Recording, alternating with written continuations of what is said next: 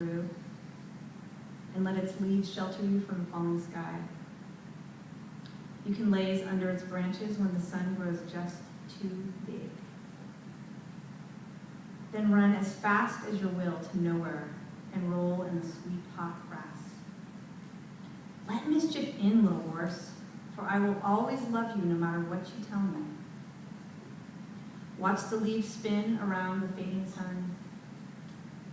And when the light slips below the mountains, little horse, don't be afraid. Thank every star for bringing light to the darkness. And I will hold you and love you as you start to dream. And you can tell me, little horse, how we spend these beautiful days.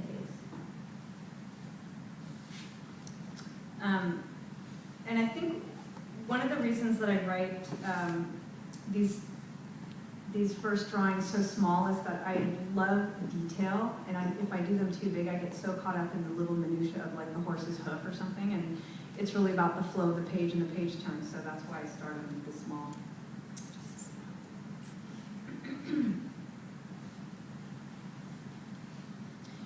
Since I'd written Meet Me at the Moon for my mother, I wanted to create something for my father. The admiration I had for him and the respect for the full and creative life he lived was immense, and I wanted to capture that in a story. I thought of animals that were big and strong and wise like my father, and since I had just done an elephant story, I focused my attention on humpback whales, who are deeply connected to their young. And I came up with my latest story called Following Papa's Song. And this story is about a young whale who admires his wise father as they make their migration through the ocean. But being small and curious, the little whale wanders off to explore alone and gets lost. And he realizes that he still needs the guidance of his father. The story is really about the wisdom of elders, again, similar to the last one, but it's really the connection between a child and father. And this book, Following Papa's Song, excuse me, comes out in next spring. So where else, I thought, do I find that soft spot, that underbelly, that place that might make me afraid? Oh yes, those little airplanes. We've all been on those, right?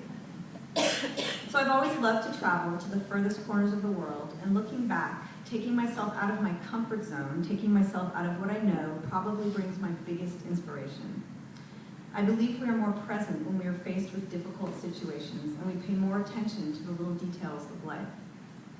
However, while in such distant places, I am constantly asking myself, what am I doing out here when I can be at home in a comfortable bed and I don't have to sleep on rocks?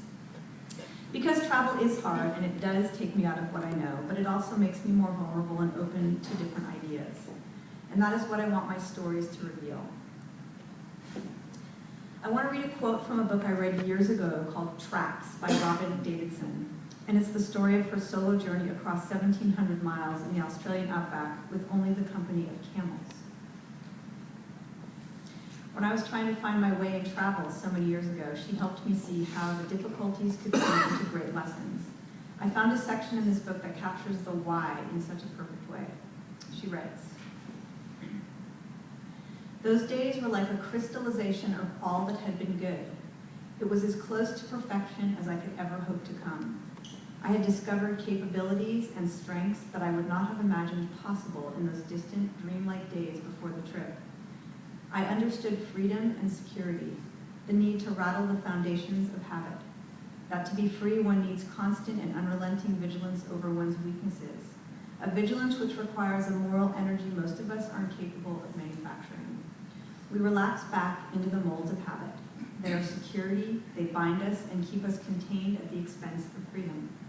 To break the molds, to be heedless of the seductions of security is an impossible struggle, but one of the few that count. To be free is to learn, to test yourself constantly, to gamble. It is not safe.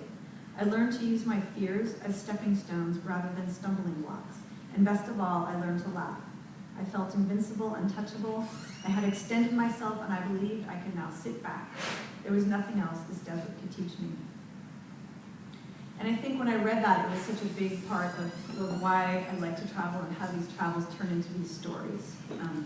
Which leads me to my latest adventure in Mongolia.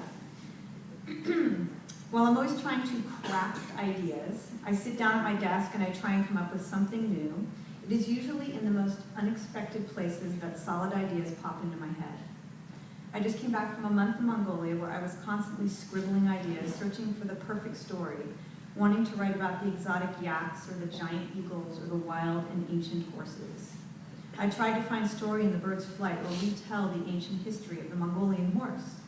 I thought these would make for rich, deep stories, but the inspiration that came instead was a mouse. Yes. I was at the base camp of the highest mountain in Mongolia on the western border with Kazakhstan and Russia. I had a pathetically thin sleeping bag, and the nights were well below freezing. I was having a hard time eating the boiled sheep offered for many of the meals, and French food was on my mind more than usual. I crawled into my tent each night with, listen to this, long johns, hiking pants, long sleeve wool top, wool zip hoodie, down vest, down jacket, Gore-Tex shell, hat, neck warmer, gloves, and 3 pairs of socks. I squeezed into my flimsy sleeping bag and shivering, and with the full moon over the snowy glaciers lighting up the sky, saw every detail of what happened on the top of my tent. What happened every night for hours on end was a hungry mouse trying to find a way into my tent. Each night he came just as my eyes were getting heavy, no doubt to nibble on the stale biscuits in my backpack. He scurried up the sides of the tent, looked into the top vent, then slid down to the bottom, only to scurry up again, peek in, and slide back down. At the time, I was frustrated by this added nuisance, which disturbed what little sleep I was getting. But then I realized this mouse was my muse.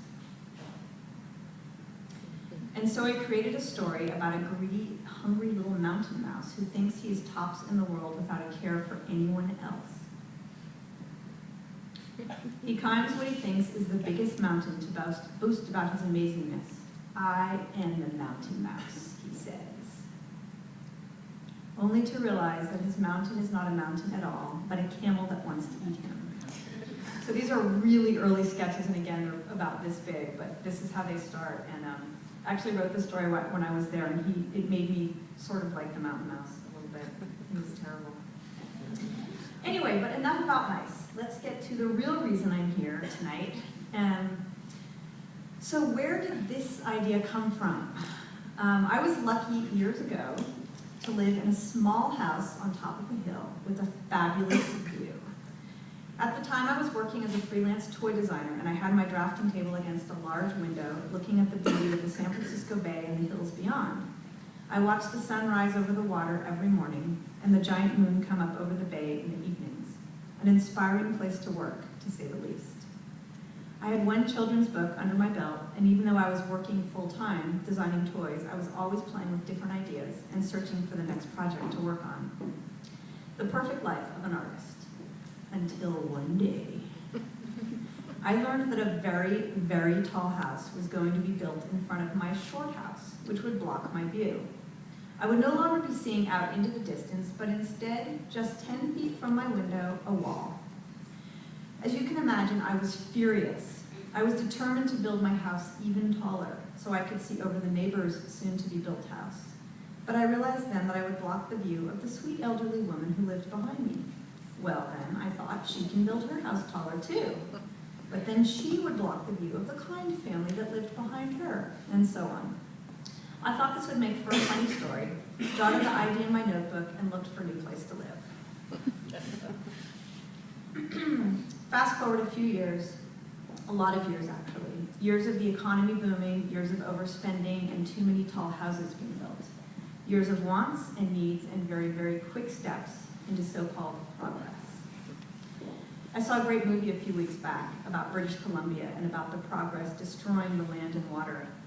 And they used a quote by John Muir in talking about the idea of growth and progress. He said, "Not blind opposition to progress, but opposition to blind progress." And when we build blindly without thought or without structure, things come toppling down. And things did come toppling down all over the world. The market crashed, friends lost homes and jobs. So many people realized they had made bad choices, took a wrong turn somewhere, and instead of taking smart steps, they made the popular choice to grow bigger and taller. I'm only going off on a tangent here because when I started to write Two Tall Houses, it was only about the house in front of me blocking my view. But as I worked on the story, I realized it was more than that. It was everything that was happening around me. It was about greed and selfishness and ultimately learning to work together. This is a really early cover drawing that I did.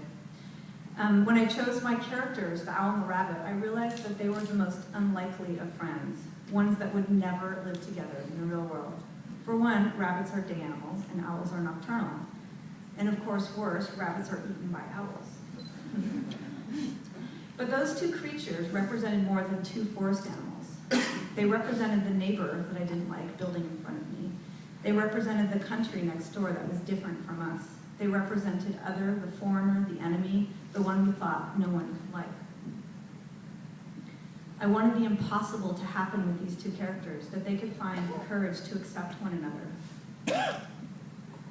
That they could have compassion for another who was nothing like them. That they could find a way to love their home, their life, their choices, no matter that it wasn't ideal. It wasn't what they thought was the best and the biggest, but they made it work. And deep down, yes, I guess I hope this message might spread to others. So maybe we could look at our own lives, our own desires, and see that we don't need big homes and new cars and more stuff in our lives to be happy.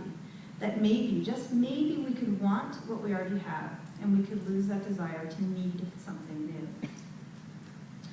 So I'm going to read Two Tall Houses now, and I'm going to pretend like you guys are all in first grade or something, so you can see how I read to the crazy things. I won't make you do the sound effects, though, although it's even funner than that. Rabbit and Owl lived in two small houses on top of a hill. Rabbit liked to grow vegetables in the sun, and Owl enjoyed the view of the forest. In the evening, they played under the twilight sky. They were good neighbors and good friends, until one day. Rabbit, Owl complained. Your garden is growing too tall. I can't see the forest. But what can I do, replied Rabbit. I have to grow my food. So Owl began to build his house taller. Rabbit watched and chittered his teeth. Owl, look what you did. Your house is blocking the sun from reaching my garden. But I have to see the forest, said Owl. So Rabbit built his house taller too, and planted some vegetables on the roof. But when Rabbit watered his rooftop plants, it made Owl very angry. So Owl built his house even taller. I want to be the tallest, yelled Rabbit. What? Screeched Owl. You are so far below me that I can't hear you. So Rabbit built his house even taller and put a fence around his garden. Who do you think you are? Screeched Owl. And he went to find more twigs for his house. And Rabbit went to fetch more soil for his house. And soon they had the two tallest houses in the world. Owl, I can't carry water up my ladder, cried Rabbit. And I can't see the forest, said Owl. Way up high, the wind roared and bellowed. Creak! And blew the two tall houses into the air.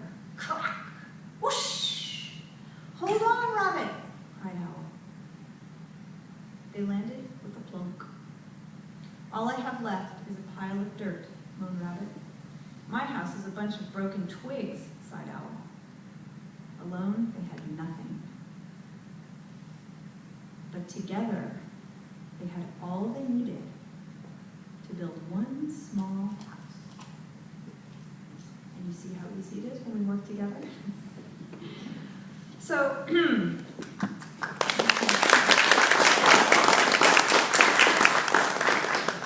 while daily happenings and adventure travel have become my biggest inspirations, there's another element that is the most important part of telling stories. I saw the movie a few days back, 20 Feet from Stardom, about documentary about backup singers and how they are the backbone of many top